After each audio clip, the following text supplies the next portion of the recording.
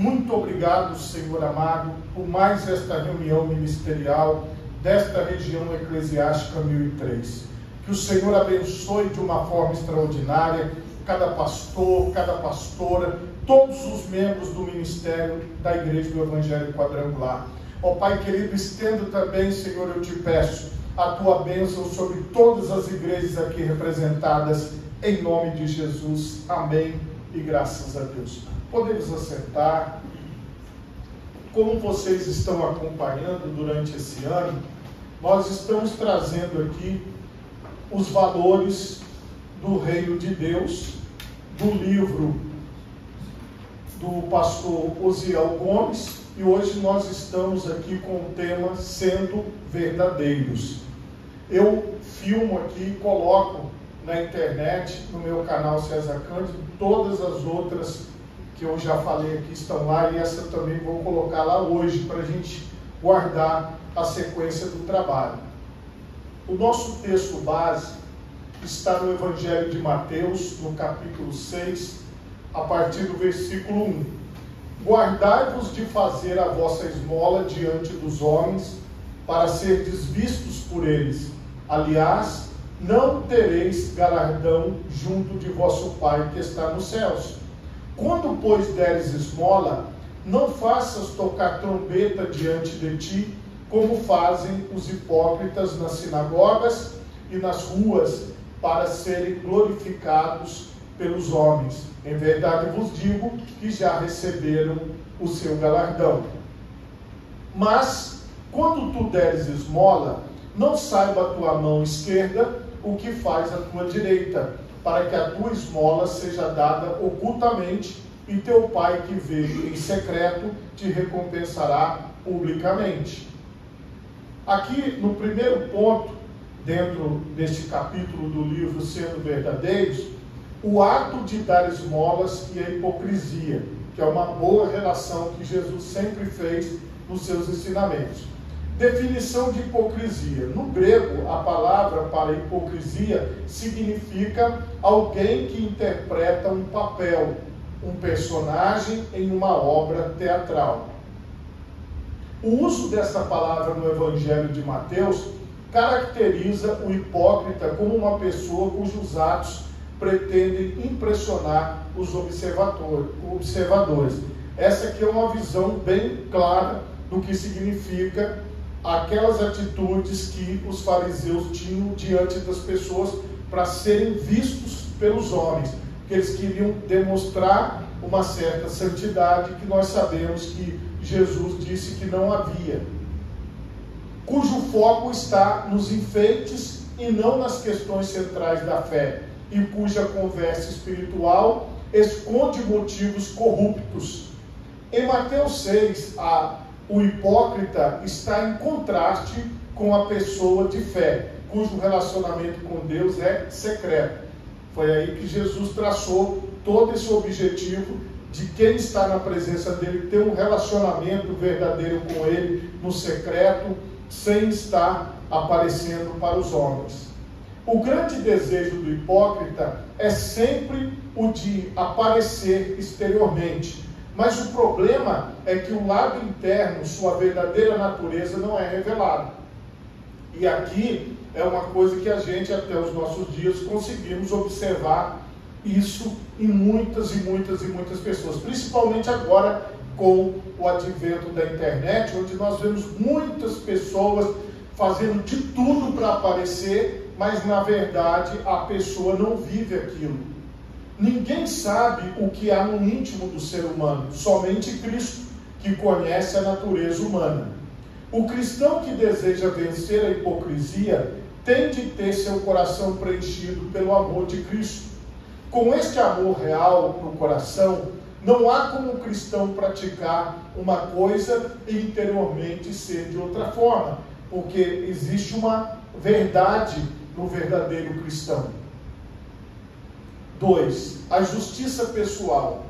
Por intermédio da justiça pessoal, entre aspas, o autor está colocando, os discípulos de Jesus deveriam viver diferentemente dos fariseus, os quais projetavam em suas práticas religiosas mostrar ao público sua grande espiritualidade. Então o objetivo dos discípulos de Cristo era o contrário, não era mostrar para o público, e sim para Deus. Foi nesse particular que Jesus disse: guardai-vos de fazer a vossa esmola diante dos homens, para serdes vistos por eles. Aliás, não tereis galardão junto de vosso Pai que está nos céus. Mateus 6:1. Às vezes, assim, e todos vocês que são pastores, vocês sabem disso, nós ajudamos pessoas, às vezes com botija de gás, às vezes com alimento, às vezes com um problema que a pessoa tem, às vezes com um remédio, tantas coisas que as pessoas nos pedem e que as pessoas nem ficam sabendo o como que a gente ajuda as pessoas, mas isso muitas vezes não aparece, não é uma coisa que está em evidência, justamente porque nós respeitamos esta palavra. E às vezes, assim, por público, por não aparecer em público, às vezes as pessoas não têm a dimensão do que nós ajudamos realmente as pessoas nos bastidores. Os discípulos de Cristo que vivem seus ensinos são conscientes de que nenhum ato de justiça pode ser praticado com a intenção de glorificação pessoal. Essa é uma consciência de todos nós. Nós fazemos isso, ou qualquer ajuda, ou qualquer socorro, para a glória de Deus, para que o nome do Senhor seja exaltado. Tudo o que fizermos deve ser para a glória de Deus. Temos todo o cuidado, pois a tentação de exibir a justiça pessoal poderá surgir em nossos atos piedosos de oração, jejum e oferta. E nós observamos nos nossos tempos, por exemplo, quando acontecem as tragédias em que se juntam mantimento e às vezes eletrodomésticos e tal, e muitas vezes até essas doações são desviadas, porque não chega no ponto. Isso acontece. Por isso que, por exemplo, muitos que fazem essas doações acabam publicando e mostrando a entrega devido ao fato das pessoas às vezes desconfiarem se está sendo entregue ou não. Neste caso aqui, Jesus está tratando daquela doação pessoal, daquela doação que você pode fazer, daquela ajuda que você faz para as pessoas. Lógico que, como eu falei agora, nós vivemos num universo muito difícil e num contexto muito complicado, porque às vezes a gente precisa mostrar, não para aparecer, mas assim, para dar uma satisfação às pessoas que contribuíram. 3. As 3 práticas da ética cristã. O apóstolo Tiago falou que a religião verdadeira tem como marca o serviço ao próximo, que também é um culto a Deus. Jesus deixa claro que nesse serviço cristão não podem faltar a oferta, a oração e o jejum. Porém, no seu ensino, o propósito desses serviços piedosos não poderia ser deturpado, como fizeram os escribas e fariseus, que no caso não é assim, como eu expliquei antes, uma informação para dar uma satisfação a quem doou, mas era uma forma da pessoa, de forma individual, dizer: olha o quanto eu fiz, olha o quanto eu faço, olha o quanto eu ajudo, para que aquela pessoa ficasse em evidência. Não é o caso de uma divulgação como é nos dias de hoje. Interessante observar que as 3 práticas da ética do serviço cristão envolvem nossos bens, oferta, nosso espírito, oração, e o nosso corpo, jejum, e são direcionadas a Deus, ao próximo e a nós mesmos. A oração, o jejum e a oferta são atos piedosos que, quando praticados com sinceridade e verdade, têm o reconhecimento do Senhor. Por outro lado, Jesus nos ensina que a religião sensacionalista e espetacular do dissimulado religioso perverte a piedade. Afinal, sua intenção é somente enganar e buscar os aplausos humanos. Então a gente consegue separar aquilo que é certo, aquilo que é correto, que é ajudar, que é ofertar, que é dizimar, que é contribuir, que é ajudar na área social, porém sem essa questão espetaculosa, né, de mostrar para todo mundo e dizer como nós somos melhores que os outros. Tal procedimento jamais é adotado por um seguidor de Jesus, pois sabe que a prática de atos justos é somente com a finalidade de glorificar a Deus. Que aquela pessoa que recebeu ajuda, o acolhimento, ela vai ficar grata, e ela sabe que aquilo ali, você, eu, todos nós somos um instrumento de Deus para abençoar a vida dela, se nós não fizermos promoção pessoal. Mas aquela pessoa que faz uma promoção pessoal, ela acaba expondo aquela pessoa a uma situação que deixa todo mundo até chateado e triste. Segundo ponto aqui do capítulo, auxiliando o próximo sem alarde. 1. Qual é a motivação do teu coração? A prática da generosidade para com alguém é bíblica e há tempos estava presente na lei de Deus, como também nos ensinos de Jesus, e nós encontramos isso por toda a Bíblia, que é socorrer os órfãos e as viúvas, socorrer as pessoas necessitadas, auxiliar os pobres. A palavra de Deus, ela coloca isso de Gênesis a Apocalipse. O verbo hebraico para generosidade é gamai, que significa resolver completamente, recompensar, repartir, fazer algo para alguém, agir generosamente. Teologicamente, a generosidade expressa gratidão por algum benefício recebido. É preciso, porém, entender que, às vezes, aparentemente uma pessoa pode demonstrar um ato de generosidade com motivos errados.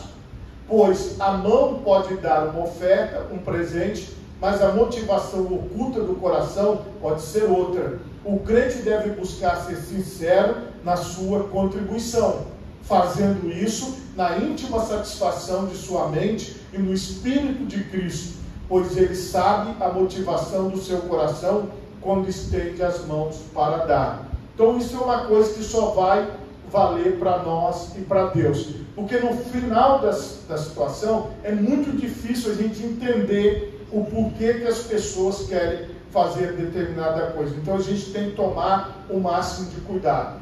2. O que buscamos quando auxiliamos o próximo? O discípulo de Cristo não busca se promover quando se dispõe a ser generoso para com o próximo. Não tem interesse em chamar a atenção de ninguém. Veja que coisa interessante. Eu estava acompanhando o deputado Messias Donato, que também é pastor, e nós fomos abordados por um cidadão que ele estava todo sujo, assim, a gente percebia que era um usuário de drogas, e ele falou assim, ô deputado, lembra de mim? Aí ele parou, olhou para ele e falou assim, estou lembrado sim, tal, eu te conheço, como é que você está? Ele falou assim, estou com fome, tem como o senhor me dar um prato de comida? Ele falou assim, mas eu não vou te dar dinheiro não. Ele falou, não, eu não quero dinheiro, eu quero que o senhor compre um prato de comida. Aí nós fomos, andamos, ele parou perto do restaurante, perguntou se tinha marmita, aí o senhor lá falou, tal, aí ele foi lá, pagou no Pix e entregou. Depois que nós saímos de perto dele, eu falei, você conhece ele de onde? Ele falou assim, não, eu conheço ele há muitos anos, eu conheci ele há muito tempo. Eu falei, mas como é que é a história dele? Aí ele foi me falando o que acontece e tal. É uma atitude que não apareceu para ninguém, mas para aquele homem que o conhece, o abordou na rua e pediu a comida para ele, e ele deu a comida, é uma coisa que vai ficar assim, entre nós três e o proprietário do restaurante, 4 pessoas que viram aquilo. Mas não foi uma coisa que nós filmamos ou que nós divulgamos. Então assim, essas coisas que acontecem no nosso dia a dia, de generosidade, de ajuda, de estender a mão, é algo assim que nós não divulgamos, mas Deus sabe, é para nós e para Deus. Então quando você busca auxiliar o próximo, não é para chamar a atenção das pessoas, porque tem coisas que acontecem só com a gente, porque nós somos conhecidos de pessoas, tem pessoas que sabem que nós podemos ajudar, e aquela pessoa pede, e a maioria fala com a gente que é pastor assim, pastor, por favor, não fale nada para ninguém, não divulga para as pessoas, porque essas pessoas também que precisam de ajuda, elas não querem ser expostas. Todavia, a sua beneficência e generosidade são atos piedosos praticados com as partes essenciais da religião pura para com Deus, que é cuidar dos órfãos e das viúvas. Eu estava aqui no shopping, e é raro eu estar no shopping, com a minha esposa e com meu filho. E aí eu estava lá, né, normal, de repente essa mulher levanta e vai para lá. Eu falei, ué, perguntei para Danilo assim, onde é que sua mãe foi? Ele falou, não sei. Aí ela foi para lá. Depois ela voltou. Eu falei, o que você foi fazer? Ela falou assim, você viu aqueles dois garotos ali? Eu falei, não, não vi. Olha lá para eles, eu olhei. Aí ela falou assim, eu percebi que eles estavam esperando sobrar comida para eles comerem. Então eu vi, olha, eu não tinha percebido isso, e nem Danilo, só ela. Aí ela falou assim, aí eu fui lá e comprei a comida para eles. E agora eles estão esperando a comida lá. Então só eu, Danilo, ela e os garotos que receberam, que viram isso. Você entende? Quando você faz alguma coisa para alguém, que não vai aparecer, não vai estar em algum holofote, algum lugar, mas você fez aquilo e está diante de Deus. Então eu estou dando esses dois exemplos para vocês, de coisas que acontecem ao meu redor, que às vezes, eu estava do lado do deputado e o rapaz conhecia ele. Eu estava do lado da minha esposa e ela viu a necessidade dos dois garotos e eu não percebi que eles estavam esperando para comer. Então, o que eu quero mostrar para vocês é que tem coisas de generosidade que só eu vou ver e só você vai ver. Às vezes as pessoas ao seu redor não vão entender por que você auxiliou, por que você ajudou, por que você fez alguma coisa por aquela pessoa. É porque com certeza existe uma história por trás da generosidade. Aí aqui, cuidar, né, como a palavra de Deus diz, dos órfãos, das viúvas, tomando Cristo como exemplo maior, o qual andou por todas as partes fazendo o bem. Agir dessa maneira é sinal de que realmente o Evangelho de Cristo tem influência em sua vida. Jesus adverte a respeito de qualquer um que haja em busca de receber os louvores dos outros, ou transforme atos piedosos em atos profanos. Quem age dessa maneira sempre será visto por Jesus como hipócrita. Nossa religiosidade nunca deve ser para orgulho pessoal e desprezo dos outros, pois, procedendo dessa maneira, estaremos no mesmo nível que os fariseus. Nosso Senhor deixou claro que nossa justiça deve ultrapassar a deles. Caso não seja assim, não teremos parte no reino de Deus. 3. A maneira de ofertar segundo Jesus. No ato de ofertar, devemos ter todo o cuidado necessário para não buscar louvores ou não louvarmos a nós mesmos. É a premissa do Evangelho. Quando ofertamos, não devemos tocar trombetas. É claro que a referência que Jesus fez a esse toque foi metafórica, que quer dizer tornar público. Quanto à forma correta de se ofertar, Jesus disse que isso deve ser feito de duas maneiras. Primeiro, sem alarde público. Segundo, essa doação deve ser voluntária e discreta. Veja que recomendações importantes. Terceiro ponto, Deus contempla o bem que realizamos. O Deus que tudo vê. Um dos atributos divinos é a onisciência. Deus é descrito nas páginas das Sagradas Escrituras como aquele que tudo vê. Para ele não existe surpresa, nem o desconhecimento, nem o desconhecido. Nada pode escapar da onisciência divina. Seria triste demais para nós servirmos a um Deus que não tem o controle das coisas, nem sabe o que vai acontecer. O que nos dá segurança é que até aquilo que vamos pedir, Ele já sabe. 2. O que Deus recompensa? O nosso Deus contempla tudo, em especial o bem que fazemos. O escritor da carta aos Hebreus diz que nosso Deus não é injusto para se esquecer de nossa obra e do trabalho da caridade que foi mostrado para com o seu nome. Já quando os homens aplaudem qualquer ação feita por outros homens, eles não conhecem a causa, o motivo que os impeliu a tal ação. pois veem somente aquilo que lhes foi manifestado exteriormente. O Senhor, pelo contrário, vê o que está no coração, não necessitando de qualquer amostra exterior para chamar a sua atenção. Quando um crente procura fazer algo apenas para que as outras pessoas vejam, está desprezando os ensinos verdadeiros de Cristo, que especificamente afirmou que nada deve ser feito para receber aplausos dos homens. Ademais, ainda age como se Deus não estivesse atento a tudo o que ele faz. Os verdadeiros servos do Senhor são conscientes de que quem recompensa é Deus. Por isso, praticam suas obras no anonimato, em secreto, por amor ao Pai e por sempre quererem agradá-lo em tudo. O salvo em Cristo deve lembrar de que Deus irá recompensar cada um segundo o seu procedimento.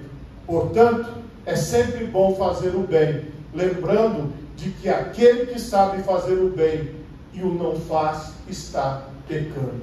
Amém? Por favor, feche os seus olhos, coloque as duas mãos na altura do seu coração e oremos a Deus. Pai Todo-Poderoso, neste momento, Senhor, eu quero te louvar e te bendizer.